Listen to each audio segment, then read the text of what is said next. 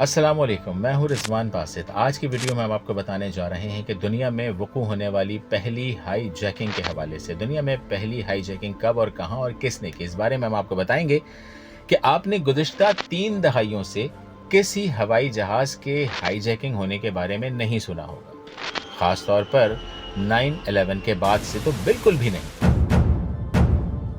लेकिन अगर आपका ताल्लुक 50 के पेटे वाली उम्र से है तो आप यकीनन हाई जैकिंग के नाम और काम से खूब अच्छी तरह वाकिफ होंगे, क्योंकि 70 और 80 की दहाइयों में हाई जैकिंग का बहुत ज्यादा गलबा था। The government of Belarus is facing a range of new sanctions following the forced rerouting of a Ryanair flight in order to capture one of the passengers on board. The incident was described by Ryanair's boss as state-sponsored hijacking.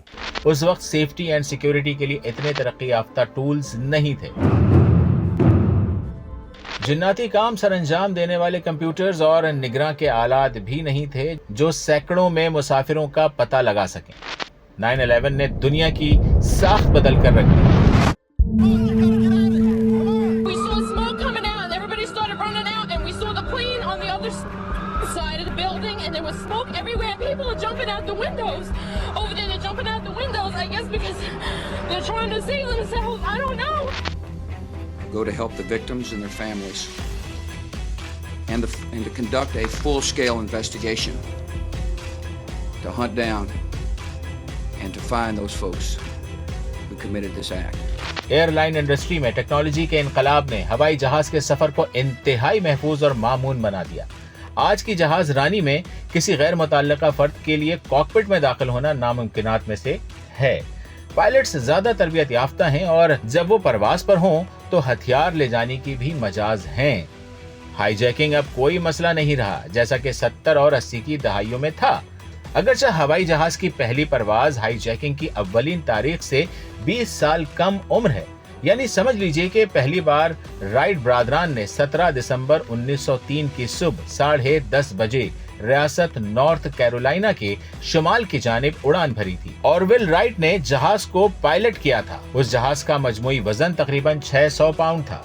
हवा से भारी तैयारे की पहली परवाज ने 12 second में 120 feet का सफर तय किया था, जबकि दूसरी जानिब तैयारा हाईजैकिंग का पहला वाकया 1931 में पीरू में पेश आया था। 21 फरवरी 1931 जमीन पर हवाई जहाज की पहली दस्तावेजी हाईजैकिंग, जिसके तफसीली और काबिल एतमाद रैकेट्स मौजूद हैं, उस तारीख को पेश आया जब पैन अमेरिकन ग्रेस एयरवेज के एक एयर मेल फ्लाइट एरिकेपा पीरू में उतरी और उसे मुसल्लह गोरिलों ने घेरे में ले लिया। एयरपोर्ट टर्मिनल बंद कर दिया गया। ये रैकेट शदा किस्सा उस स्काई बाउंड बगावत का आईनादार है जो उस वक्त दुनिया भर में सोवियत इनकलाब के लिए राहें हमवार कर रहा था और कॉमरेड लेनिन की रूस में मार्क्सिज्म की अमली सूरत गिरी दुनिया को ख्वाब आजादी में मुसलसल मुब्तला किए हुए थी।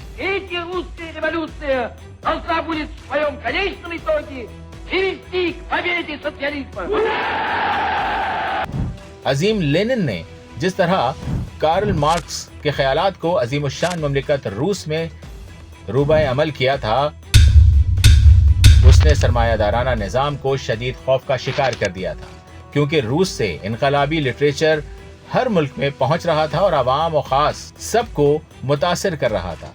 आप दुनिया में पेश आने वाले हाईजैकिंग के पहले वाक़े को उसी दायरे में देख सकते हैं जब 1931 में जनूबी अमेरिका के मुल्क पीरू में इनकलाबियों का बोलबाला था और वो जगह जगह जुल्म जबर की आग को बुझाने के लिए हक व इंसाफ के देवजाद अलाव रोशन कर रहे थे। महरूमियां खत्म करने के लिए महरूम इंसानों की भेंट भी तो दी जा सकती है। जुल्म की बेड़ियां तोड़ देने के लिए पांव भी तोड़े जा सकते हैं, क्योंकि सुर्ख इनकलाब दुनिया के हर इंसान के लिए जरूरी है, खा उसके हुसूल के लिए जिंदा इंसानों को मुर्दा नाशों में तब्दील ही क्यों ना करना पड़े। ये मार्क्स का नजरिया नहीं था, लेकिन लेनिन के बाद स्टालिन ने उसे इसी तरह बरता था और फिर तैयारा साजी की सनत नई तवल्लुद हुई थी।